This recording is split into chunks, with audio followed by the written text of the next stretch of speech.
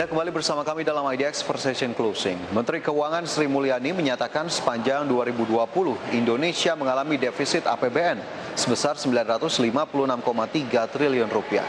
Namun jumlah tersebut relatif lebih kecil jika dibandingkan dengan negara-negara ASEAN dan G20 lainnya.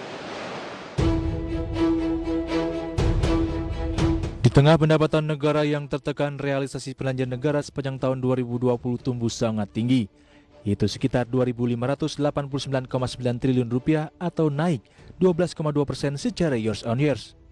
Sementara untuk pendapatan negara di tahun 2020 hanya sekitar 1.633,6 triliun rupiah atau turun 16,7% secara years on years.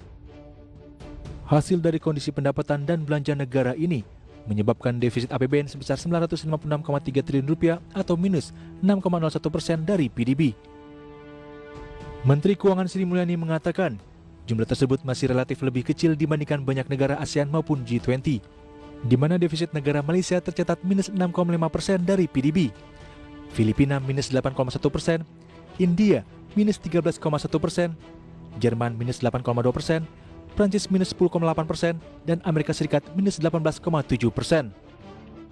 Defisit sebesar 6,1% relatif lebih modest dibandingkan negara-negara lain yang mengalami tekanan jauh lebih berat. Dan dengan naiknya defisit APBN sebagai instrumen yang sangat penting di dalam mengelola ekonomi dan menangani COVID, semua negara di dunia mengalami kenaikan di dalam hutang negara mereka. Lebih lanjut, Sri Mulyani menjelaskan bahwa eskalasi belanja yang cukup besar digunakan untuk menahan dampak negatif gangguan kesehatan, melindungi konsumsi dasar masyarakat miskin dan rentan, serta mendukung kegiatan usaha terutama UMKM. Berbagai sumber untuk IDX Channel.